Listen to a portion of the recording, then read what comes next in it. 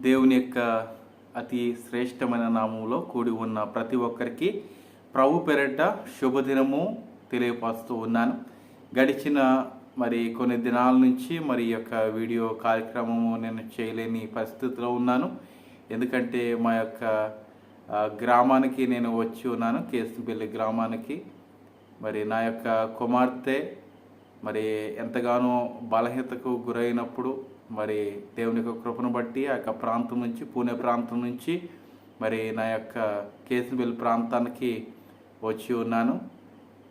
ఏదేమైనప్పటికీ దేవుని యొక్క కృపను బట్టి మీ యొక్క అందరి ప్రార్థనల ద్వారా నా కుమార్తె క్షేమముగా ఉన్నది. ఈరోజు చక్కటి రిపోర్ట్స్ వచ్చి ఉన్నాయి. ఆ బిడ్డ కొరకు మీరందరూ ప్రార్థించినందుకు ప్రత్యేకంగా మీకు వందనాలు తెలియపరుస్తూ ఉన్నాను. చాలామంది ఫోన్లు చేసి ఉన్నారు, అలాగనే వాట్సాప్లో కూడా మీరు మెసేజ్లు పెట్టి ఉన్నారు. పెట్టిన ప్రతి ఒక్కరికి ప్రభు పేరిట మీకు వందనాలు తెలియపరుస్తూ ఉన్నాను. మీ యొక్క కుటుంబాలను దేవుడు దీవించి ఆశీర్వదించిన గాక. ఆమేన్. ప్రార్థించుకుని ఈ యొక్క వాక్య పరిచర్లకు మనము ముందుకు సాగిపోదాం. ప్రార్థించుకుందాం. పరిశుద్ధుడ, ప్రేమల తండ్రి, కృపల దేవేశ్వర నీకు వందనాలు తండ్రి. ఇంతవరకు నీ యొక్క కృపాక్షేమల ద్వారా మమ్మల్ని అందరినీ మీరు ప్రేమించి, ఆశీర్వదించి, సంరక్షించి, పోషించి ఇలాగున సజీవ లెక్కలో ఉంచినందుకు నీకు వందనాలు ప్రభువ. మమ్మల్ని మీరు దీవించండి నాయన ప్రభువ. ప్రతి లోటుపాట్లో నేను మాకు చక్కటి ఇవులను మీరు మాకు అనుగ్రహిస్తూ ఉన్నారు, మాకు చక్కటి వనరులను మీరు మాకు అనుగ్రహిస్తూ ఉన్నారు ప్రభువ. అందును బట్టి నిన్ను స్తుతిస్తూ ఉన్నాము, నిన్ను గణపరుస్తూ ఉన్నాము. ఇదిగో ప్రభా, మాకు ఏమి ఉన్నాను ఏమి లేకపోయినాను కూడా నాయన నేను స్తుతించడానికి చక్కటి మనసును మాకు అనుగ్రహించండి అయ్యా. ప్రభా, యొక్క దినమందు నాయన చక్కనైన వాక్యము వినిచుండగా ఈ వాక్యం ద్వారా మా యొక్క హృదయాలతో మీరు సూటిగా తేటగా మీరు మాట్లాడి మా హృదయంలో ఉన్న ప్రతి చెడు తలంపులను తీసివేసి మీరే మహిమగత పొందుకుంటారని నజడైన యేసు నామములో ఈ కొద్ది విన్నపంలో అడిగి వేడుకుంటున్నాము తండ్రి. ఆమేన్. ఈ యొక్క దినమందు చక్కటి వాక్యము మనకి దేవుడు పొందుపరిచి ఉన్నాడు. ప్రతి దినము మనము ఒక్కొక్క అంశం ద్వారా దేవుని మనం తెలుసుకుంటూ ఉన్నాము. అలాగనే ఆత్మీయ జ్ఞానములో, ఆత్మీయ బలములో కూడా మనము వర్ధిల్లుచూ ఉన్నామని నమ్మకంతో ప్రార్థిస్తూ ఉన్నాను. ఈ యొక్క నేటి దినమందు చక్కటి వాక్యాంశము అన్ని కాలములలో ముఖ్యము. అన్ని కాలంలో ముఖ్యమైనది ఏంటంటే దేవుని యొక్క న్యాయ విధులు లేదంటే నిబంధన. దేవుని యొక్క న్యాయ విధులు లేదంటే నిబంధన ఇది అన్ని కాలంలో ప్రాముఖ్యమైనది. ఏ కాలంలోనైనా అది మనకి కొన్ని కాలాలు ఉన్నాయి, 4 కాలాలు కదండి. శీతాకాలం అని, వేసవకాలం అని ఇలాగన కొన్ని కాలాలు మనకి కనబడుచున్నాయి ప్రకృతి రీతిగా. అయితే ప్రియ దేవుని బిడ్డలారా, కొన్ని కాలాల్లో దేవుని యొక్క న్యాయ విధులు అలాగనే నిబంధనలు కూడా మనకి చాలా ప్రాముఖ్యము. నిబంధన అంటే దేవునికి మనకినే ఒక నిబంధన అనేది మనకి ఒకటి ఉన్నది. దేవుని మనం నమ్ముకోవాలి. నమ్ముకున్న తర్వాత మనము దేవుని యొక్క రీతిగా అనగా ఆయన పరిశుద్ధుడు కనుక మనము కూడా పరిశుద్ధులుగానే మనము జీవించాలి. దేవునికి స్తోత్రము కలిగిన గాక. ప్రియ దేవుని బిడ్డలారా, ఒక విషయం చెప్పడానికి నేను చింతిస్తూ ఉన్నాను. నాకైతే కాలర్ మైక్ ఉండేది. అయితే అది నేను పూణే ప్రాంతంలోనే మరిచి నేను వచ్చేస్తున్నాను.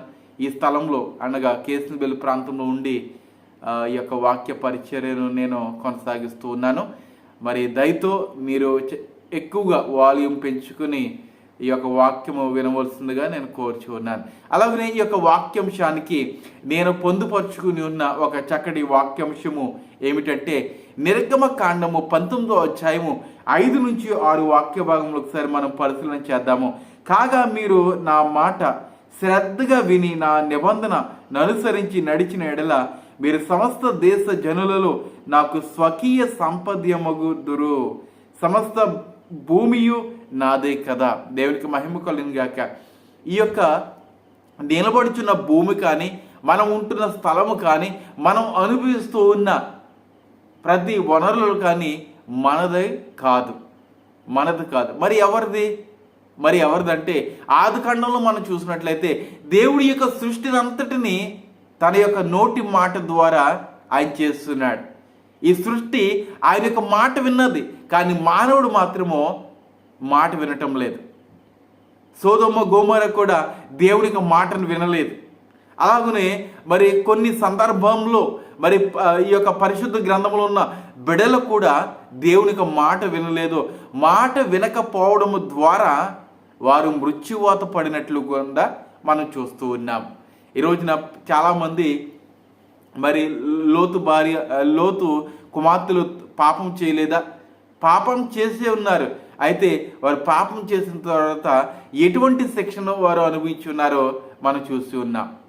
కానీ లోతు పాపం చేస్తున్నాడు అనే మాట మాత్రమే చెప్తున్నారు. కానీ ఆ తర్వాత వచ్చిన పరిణామము అనగా ఆ యొక్క శిక్ష కూడా మరి ఈ యొక్క పరిశుద్ధ గ్రంథంలో రాయబడి ఉన్నది. దాన్ని కూడా వారు తెలుసుకోవాలని నేను ప్రేమపూర్వకంగా కోరుచు ఉన్నాను. అలాగనే ఆదాము అవ్వ పాపం చేసిన తర్వాత వారు ఆ యొక్క ఏదైనా తోట నుంచి మరి నెట్టివేయబడి ఉన్నది. పాపాన్ని దేవుడు సహించలేడండి. ఎవడైనాను పాపం చేస్తున్నాడంటే దానికి తగిన ప్రతిఫలము వాడు పొందుకుంటాడు.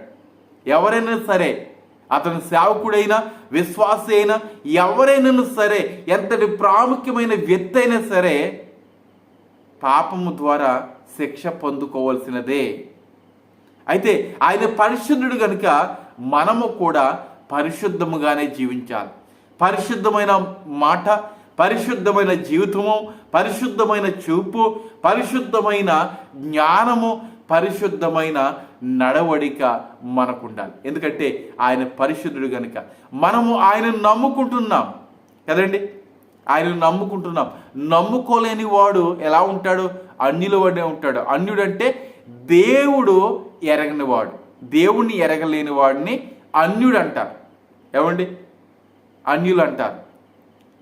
మనం అన్యులుగానే ఉంటున్నాం. ఇంకా దేవుని ఎరిగిన కూడా ఏమండి, దేవుడు ఈ యొక్క పాపము చేయొద్దంటే ఆ పాపాన్ని ఇంకా చేస్తున్నాం. మనము పరిశుద్ధముగా జీవించండి అని పరిశుద్ధ గ్రంథము చెప్తుంటే ఇంకను అపవిత్రముగానే మనం జీవిస్తున్నాం. అంటే మనము ఎవరమంటే ఇప్పుడు అన్యులమే. దేవుని యొక్క మందిరానికి వస్తున్న అన్యులుగానే మనము మిగిలిపోతూ ఉన్నాం. ఈ వాక్యము చక్కగా మాట్లాడుతూ ఉన్నది ఏంటంటే, మీరు నాకు యాజక రూపమైన రాజ్యముగాను పరిశుద్ధమైన జనముగాను ఉందిరని చెప్పుము. నీవు ఇశ్రాయేలుతో పలకవలసిన మాటలు ఇవే అని చెప్పగా, అంటే ఇక్కడ మోషేతోటి దేవుడు మాట్లాడుచున్నాడు. ఆ యొక్క పర్వతం మీద, ఆ పర్వతం మీద ఎన్నో దినాలు దేవునితోటి ముఖాముఖిగా ఆయన చూస్తున్నాడు, మాట్లాడి ఉన్నాడు. మాట్లాడిన చాలిన తర్వాత ఆ యొక్క కొండ దిగి వచ్చి ప్రజలతో చెప్పమంటూ ఉన్నాడు. ఇదిగో దేవుని యొక్క మాట శ్రద్ధగా వినాలి. ఆయన పరిశుద్ధుడు కనుక మీరు కూడా పరిశుద్ధులుగానే ఉండాలని చెప్పమంటూ ఉన్నాడు. అవును, నిజంగా మన దేవుడు పరిశుద్ధుడు. మన దేవునిలో ఎటువంటి పాపము లేదు. ఏమండి? మన దేవుల్లో ఎటువంటి పాపము లేదు. ఆయన వ్యభిచారించలేదు, అపవిత్రమైన మాట పలకలేదు, ఇలాగున ఒకరిని హింసించమని ఆయన చెప్పలేదు. ప్రియదేవుని బిడ్డలారా, మన దేవుని మీద ఎంతోమంది దూషణ చేస్తూ ఉన్నారు, ఎంతోమంది కఠినముగా మాట్లాడుతూ ఉన్నారు. అవన్నీ మనం పట్టించుకోకూడదు. పట్టించుకున్నట్లయితే ఏమండి, ఆ బూతులు మనకు వినపడతాయి. ఆ బూతులు మనకు వినపడి ఉన్నదంటే మనం కూడా అటువంటి బూతులు మనము నేర్చుకోవాల్సిన పరిస్థితిలో ఉంటుంది. కనుక అటువంటి విషయాల్లో మీరు తలదూర్చక, ఈ రోజున చాలామంది పెద్ద పెద్ద సంఘాలు, ఏమండి, హైదరాబాదులో కానీ వైజాగ్లో కానీ ఆయా పట్టణాల్లో పెద్ద పెద్ద సంఘస్థులు, సంఘ విశ్వాసులు, సంఘ కాపర్లు ఉన్నారు. వారు ఎవరునో నోరు తెరవటం లేదు. ఏమండి? వారు ఎవరునో నోరు తెరవటం లేదు. ఎందుకంటే ఒకవేళ వారు ఇలాగున అంటూ ఉన్నారు, మేము కూడా వారికి బదులుగా ఏదైనా సమాధానం చెప్పాలంటే ఆ తర్వాత జరిగే పరిణామాలు ఇంకో రీతిగా ఉంటాయన్నమాట అండి. అనగా వారి యొక్క ఆ మేడలు, కట్టుకున్న మేడలని కొప్పకూలిపోతాయి. ఎదుటి వాడిని ఎవరు ఏమనరండి. ఎందుకంటే వారు మన దేవుని గురించి ఎన్ని మాట్లాడినా కూడా వారు పట్టించుకోరు. ఎందుకంటే వారు చేస్తున్న బోధ కూడా అటువంటి రీతిగానే ఉన్నది. ఈ రోజున దశమ భాగాలు ఇస్తే నేను దేవుడు దీవిస్తాడంటున్నాడు. అప్పుల్లో కూడా దశమ భాగాలు ఇవ్వాలంటండి. అప్పుల్లో కూడా దశమ భాగాలు ఇవ్వాలంట. అప్పున్నవాడు దశమ భాగం ఎలా ఇస్తాడు? ఏమండి, అప్పున్నవాడు దశమ భాగం ఎలా ఇస్తాడు? ఏదో కొద్దో గొప్ప 100, 50 లేకపోతే 500 వేస్తాడు. మరి నువ్వు సంపాదించుకున్న దశమ భాగం అంతా ఇవ్వాలంటే ఇవ్వలేడు. కనుక ప్రియ దేవుని బిడ్డలారా, అలాగున ఎంతోమంది సేవకులు విఫలమైపోతూ ఉన్నారు. అన్యులకి ఎలా ఉంటున్నారంటే మరి అసహ్యంగా కనపడుచున్నారు. వారి ద్వారా దేవుడు వారికి ఎలా కనపడుచున్నాడు? వెర్రిగా కనపడుచున్నాడు. కానీ దేవుడు మాత్రం ఎన్నటికీ వెర్రివాడు కాదు. ఆయన పరిశుద్ధుడు. నీవు నేను అయితే అపవిత్రులమేమో, కానీ ఆయన పరిశుద్ధుడు. అలాగున మనం జ్ఞాపకం చేసుకోవాలి. ఏమండి, ఇంకా ఈ యొక్క 5వ వచనములో, కాగా మీరు నా మాట శ్రద్ధగా విని నా నిబంధనను అనుసరించి నడిచిన ఎడల మీరు సమస్త దేశ జనులలో నాకు స్వకీయ సాంపద్యమగుదురు. ఏమండి, సంపద, వారి యొక్క దేవుని యొక్క జనము, సకల జనులలో మీరు నాకు ఒక జనముగా, ఒక గుర్తింపుగా, ఒక రాజ్యముగా మీరు నాకు ఉండబోచున్నారని దేవుడు తెలియజేస్తూ ఉన్నాడు.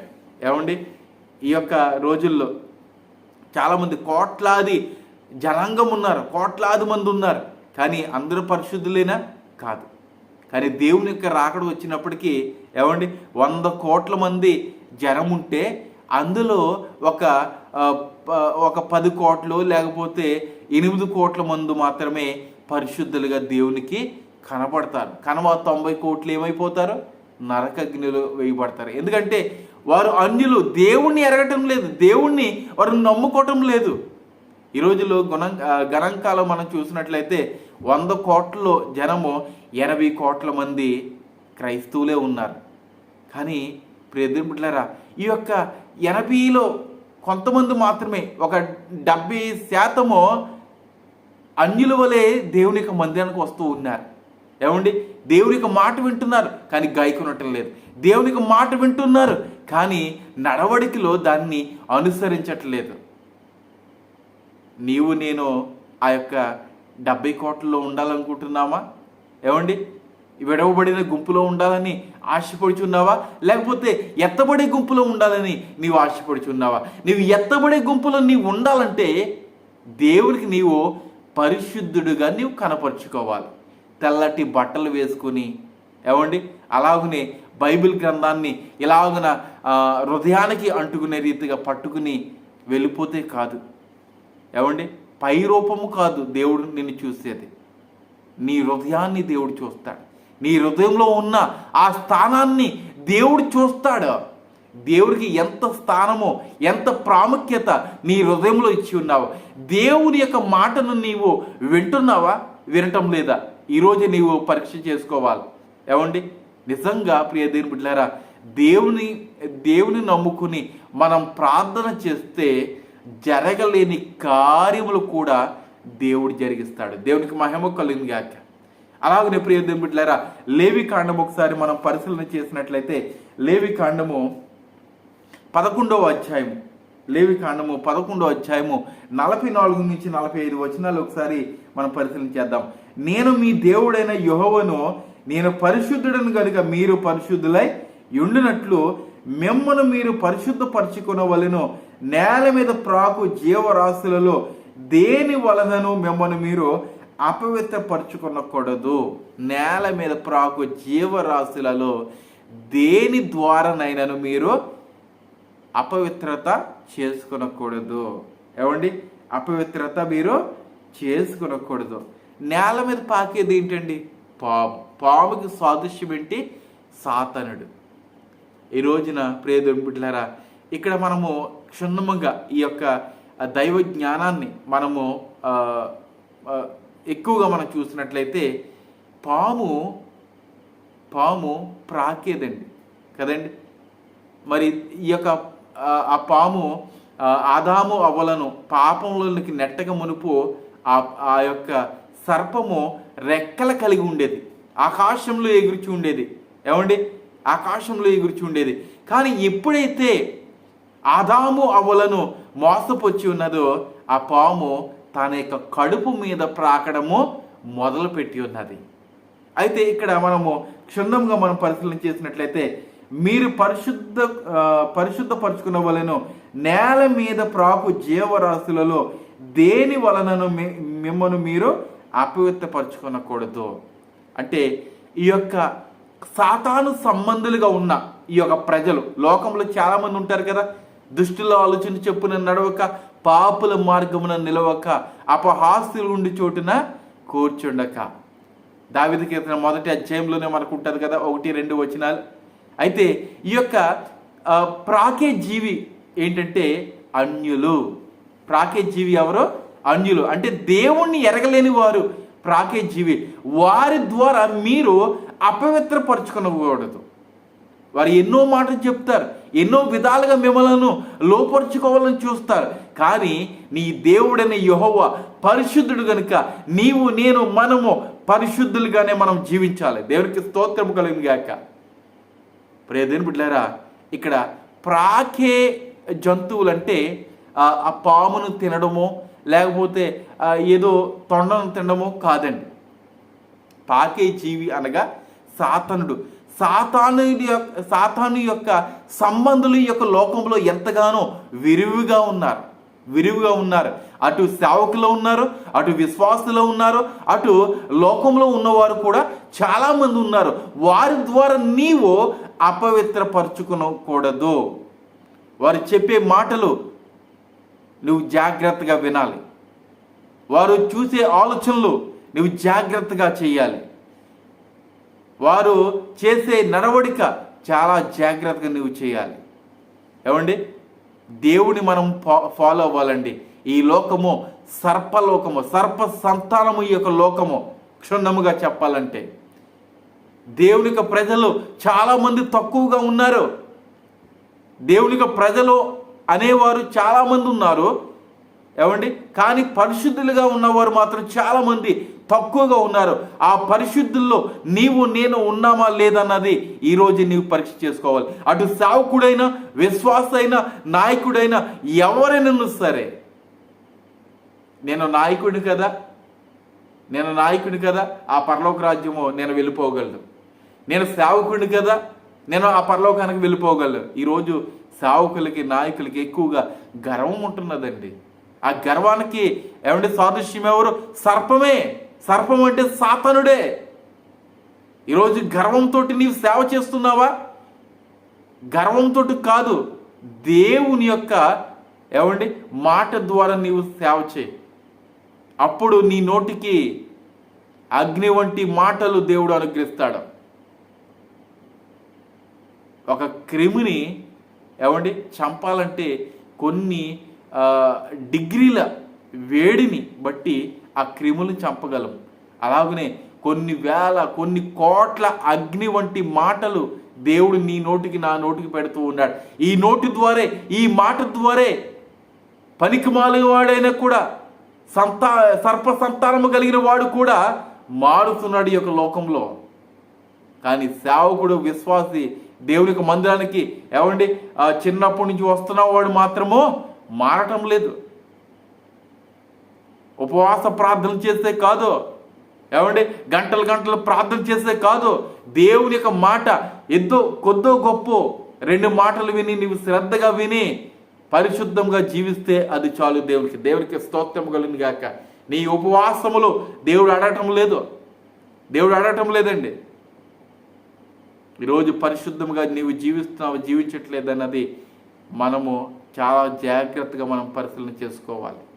అలాగనే రోమలో ఒకసారి మనం చూసినట్లయితే 12వ అధ్యాయము 1వ వచనము, కాబట్టి సహోదరులారా, పరిశుద్ధమును దేవునికి అనుకూలమైన సజీవ యాగముగా మీ శరీరములను ఆయనకు సమర్పించుకునుడని దేవుని వాత్సల్యమును బట్టి మిమ్మల్ని బ్రతిమాలుకునిచున్నాను. ఇట్టి సేవ మీకు యుక్తమైనది. అంటే సేవ మీకు యుక్తమైనది అంటే కేవలము ఆ సేవకుడి గురించే మాట్లాడుచున్నాడని కాదండి.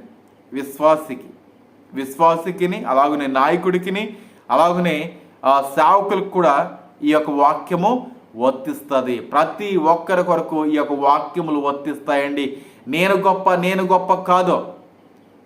నీకు ఎంత ధనం ఉన్నా, నీవు ఎంత నాయకుడు అయినా, ప్రెసిడెంట్ అయినా, సెక్రటరీ అయినా, లేకపోతే ట్రెజరర్ అయినా, మినిస్టర్ అయినా, ఎవరైనా సరే దేవుని యొక్క దృష్టిలో నువ్వు ఒకవేళ పాపం చేస్తే పాపివే.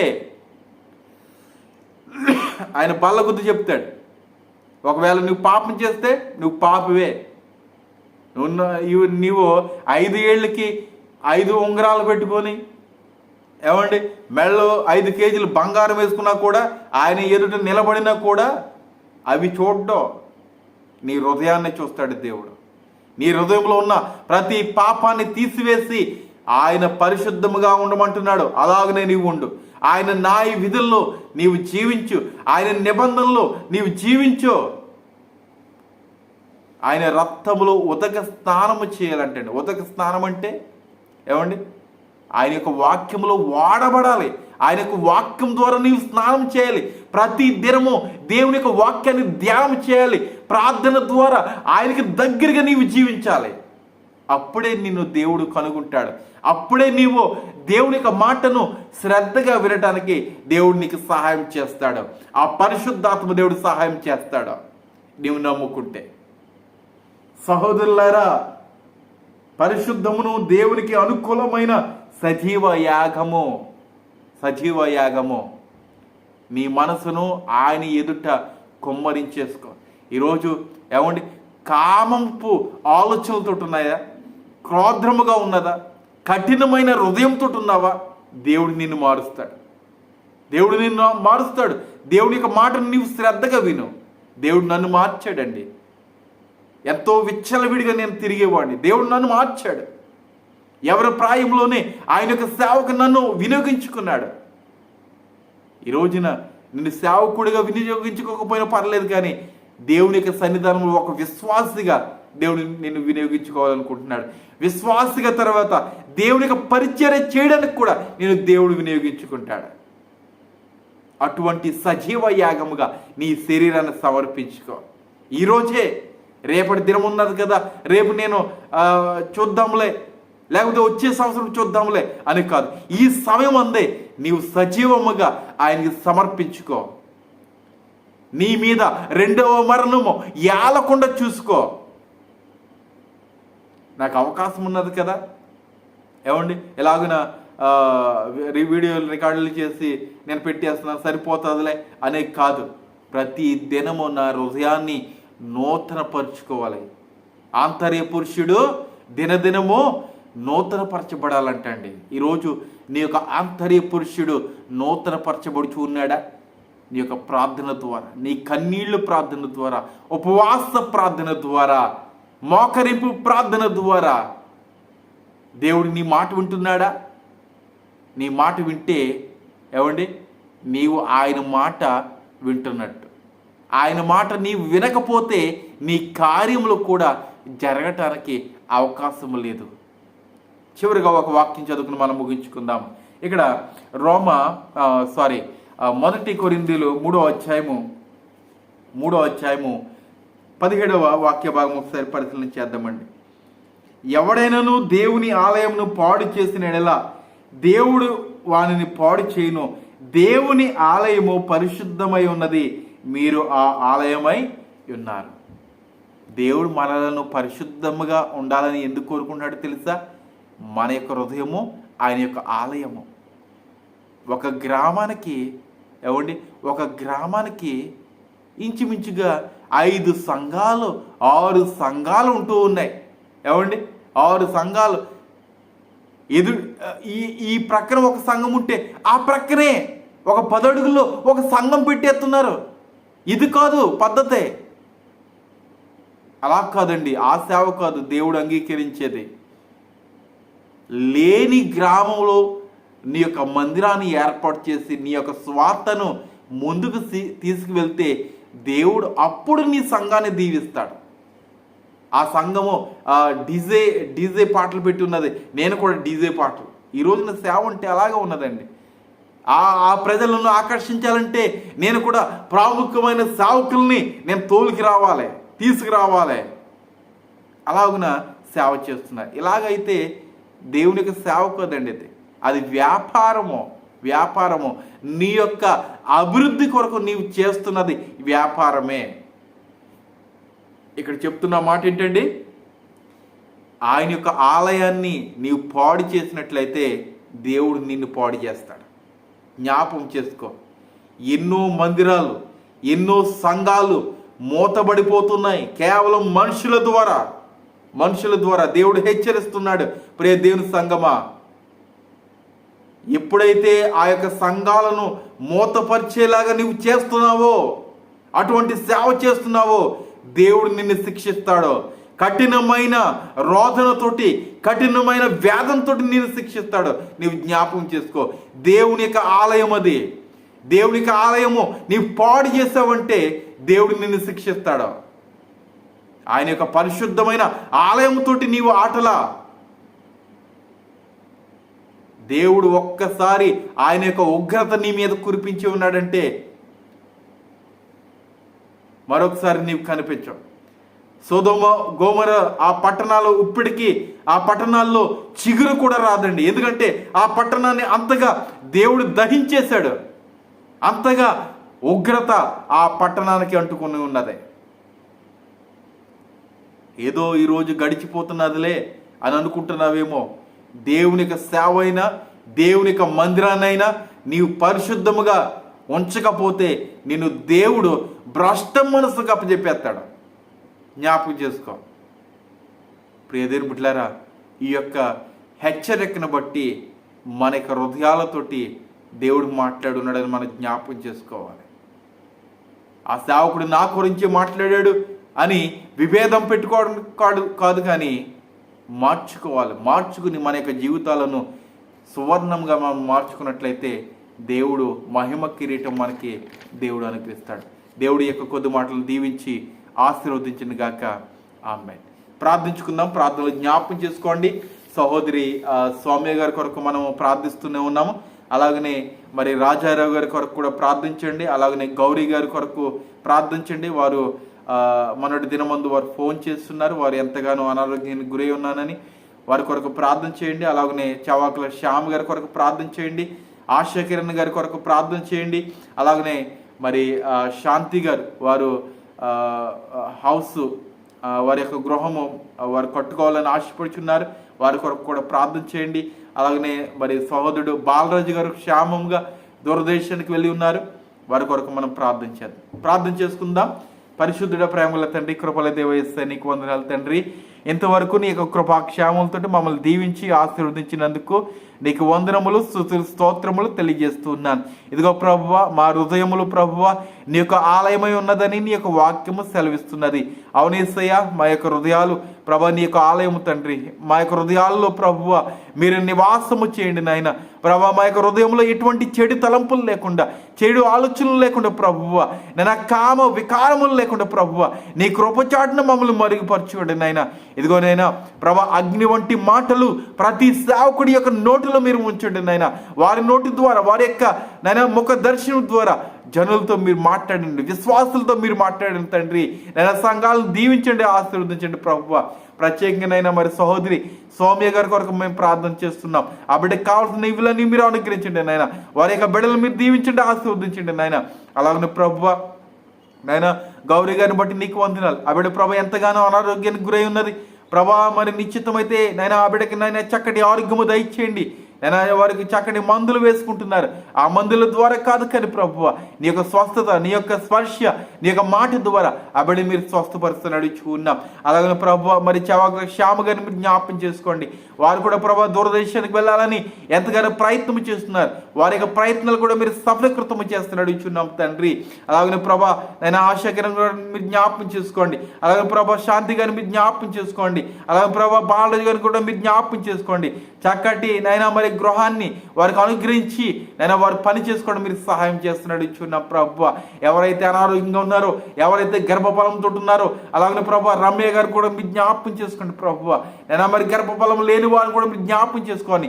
గర్భఫలం మీరు దయచేసి నీ యొక్క కృపచాటు మరుగుపరుచుకుంటారని, అలాగనే నా యొక్క చదువులను, నాకున్న ఆర్థిక సమస్యలను కూడా మీరు తొలగించి నీ యొక్క కృపచాటును మరుగుపరుచుకుంటారని నజరేయుడైన యేసు నామములో ఈ కొద్ది విన్నపములు అడిగి పెట్టుకుంటున్నాము తండ్రి. ఆమేన్. వందనాలండి. శుభదినము. దేవుడు మీ యొక్క కుటుంబాలను దీవించి ఆశీర్వదించిన గాక.